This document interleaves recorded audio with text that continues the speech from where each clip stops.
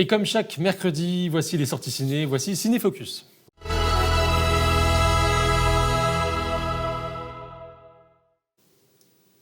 Bonsoir Thiago. Bonsoir Nico.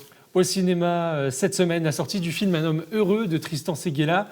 Le réalisateur de 16 ans ou presque, Docteur ou encore Rattrapage, offre, comme à son habitude, une comédie aux spectateurs, mais qui traite d'un thème pour le moins original.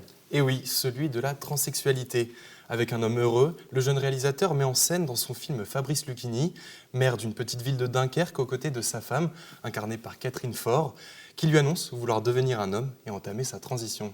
Alors c'est une annonce qui va contrecarrer les plans du maire de Montreuil-sur-Mer qui prévoit de se représenter aux prochaines élections municipales. Oui, cette annonce est malvenue pour ce maire égoïste et quelque peu conservateur dans ses idées. Voilà un scénario cocasse qui se désigne aux yeux du spectateur, propagé par la présence de Philippe Catherine en tant que conseiller du maire et d'Artus, un jeune directeur de communication. Voici la bande-annonce du film. Quand je pense que le fils de Vasseur veut prendre ma mairie. Non mais pourquoi faire, je te le demande? Pour nous obliger à rouler en trottinette électrique. C'est épouvantable, je t'assure.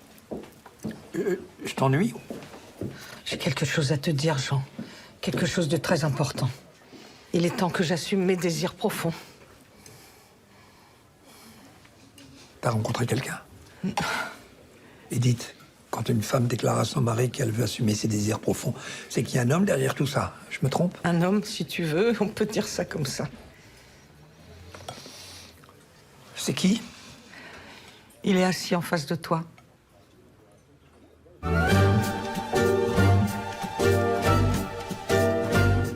Je suis un homme. Et je l'ai toujours été. C'est une blague. Non, je suis très sérieux.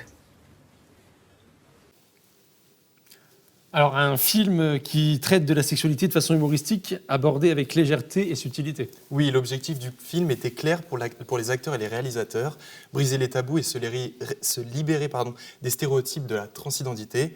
Ce rendu est possible grâce au personnage de Fabrice Lucchini, qui croule sous l'émancipation du personnage de Catherine Faure, assumant pleinement sa nouvelle identité.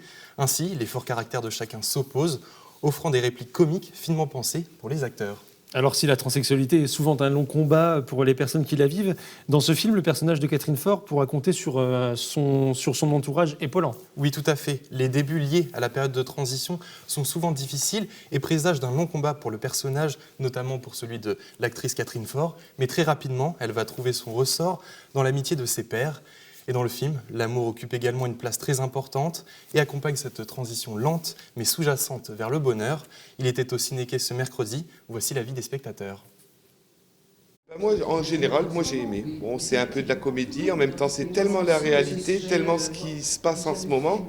C'est fort. Après, c'est un petit peu, mais ça reflète bien quand même l'image qu'on a encore de tous ces transgenres, de l'homosexualité, encore l'intolérance encore en France qu'on a, et c'est pas normal, quoi. Bof, je suis un petit peu mitigée.